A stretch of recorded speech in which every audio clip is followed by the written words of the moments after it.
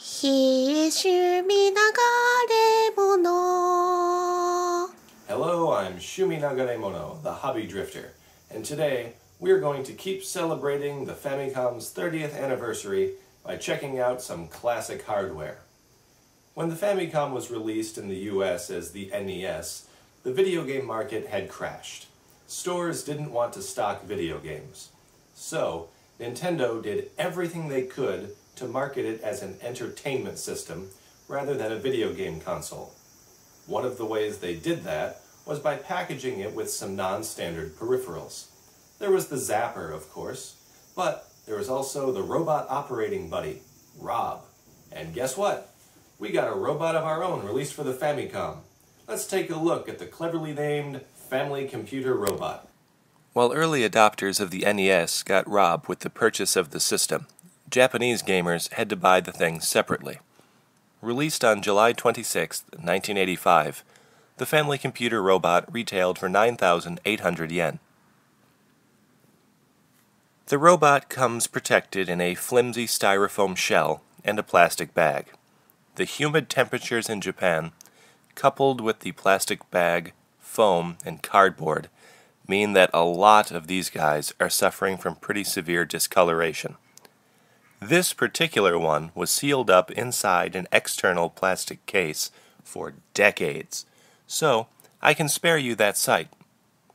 You're welcome. There are, of course, operating instructions included. R.O.B.'s colors matched those of the NES control deck, so of course the Family Computer Robot's colors match those of the Famicom.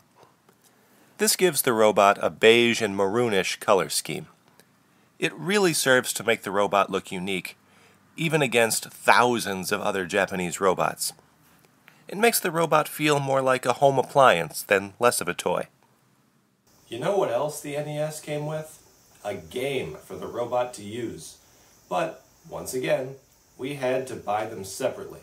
Yes, even after dropping 9,500 yen on the robot itself, we had to drop more cash for games. Here's the more popular game. It's called Robot Gyro, as NES owners already know, because the game's title screen wasn't translated for the North American release. It retailed for 5,800 yen.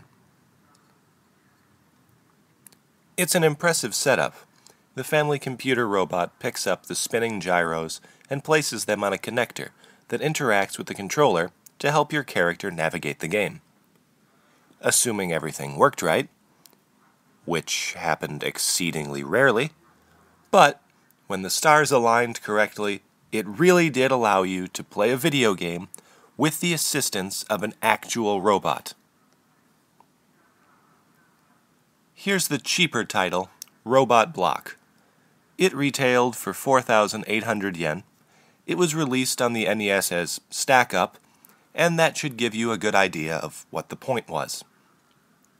The robot had to stack up the robot blocks. And no, it almost never worked. But, much like Robot Gyro, it does make for a cool setup.